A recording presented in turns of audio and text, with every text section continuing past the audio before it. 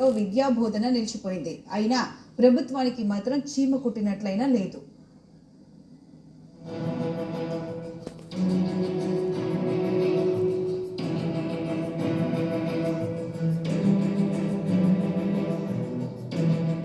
గత 6 రోజులుగా విధులు బహిష్కరించి సమ్మెబాట పట్టారు కస్తూర్బా గాంధీ విద్యాలయాల సిబ్బంది.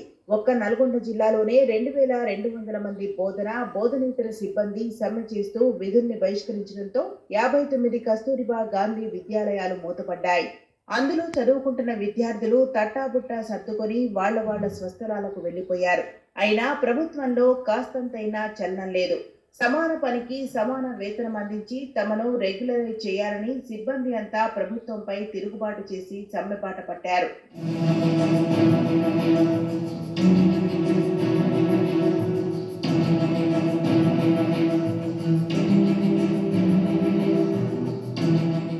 ఆరు రోజులుగా ఆర్డీఓ కార్యాలయాల ముందు, కలెక్టర్ల ముందు టెంట్లు వేసుకొని దీక్షలు చేస్తూ వివిధ రూపాల్లో తమ నిరసనలు వ్యక్తం చేస్తున్నారు విద్యాలయాల సిబ్బంది. దీంతో విద్యా బోధనపై ప్రభావం పడింది. కస్తూర్బా గాంధీ విద్యాలయాలు, అర్బన్ రెసిడెన్షియల్ స్కూల్స్, మండల వనరుల కేంద్రాలు అన్ని సిబ్బంది లేక వెలవెలబోతున్నాయి.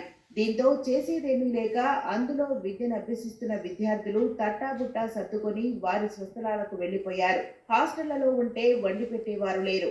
స్కూల్స్ కు పోతే బోధించేవారు లేక విద్యార్థులు ఇంటి బాట పట్టారు.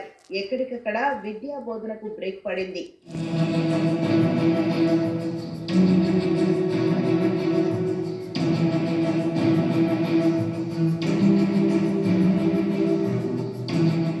గత 6 రోజులుగా సమ్మె జరుగుతున్నా ప్రభుత్వంలో కాస్తంత కూడా చలనం లేదు. దున్నపోతుపై వానపడ్డ చందంగా మొద్దు నిద్రపోతున్నది ప్రభుత్వం.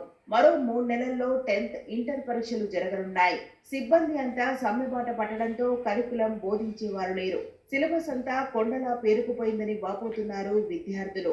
హాస్టల్ ఆఫీసర్స్, వార్డెన్లు కూడా సమ్మెలోకి దిగడంతో కస్తూర్బా గాంధీ హాస్టల్స్ అన్ని మూతపడ్డాయని, విధిలేని పరిస్థితుల్లో తాము తమ సొంత ఇంటికి వెళ్లిపోతున్నామని వాపోతున్నారు విద్యార్థులు.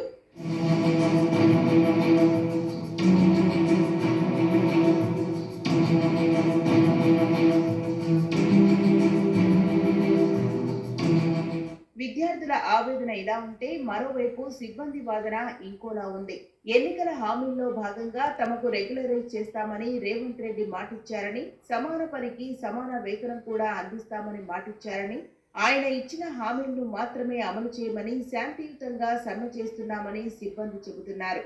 అయినా తమను ప్రభుత్వం పట్టించుకోవడం లేదని వాపోతున్నారు. ఇప్పటికైనా ప్రభుత్వం మొద్దు నిద్ర వీడి తమ సమస్యలను పరిష్కరించాలని కోరుతున్నారు సిబ్బంది.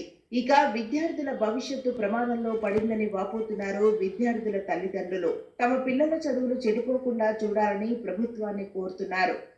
మేము గత 5 రోజులుగా విద్యాశాఖలో పనిచేస్తున్న సమగ్ర శిక్ష ఉద్యోగులందరం సమ్మె చేయడం జరుగుతుంది.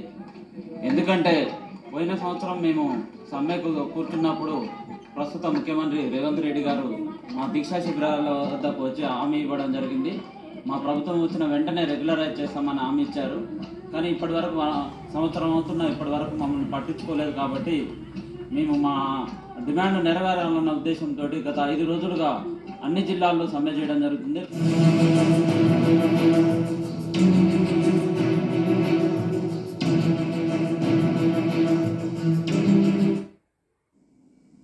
మెగాస్టార్ చిరంజీవి ఇంటికి అల్లు అర్జున్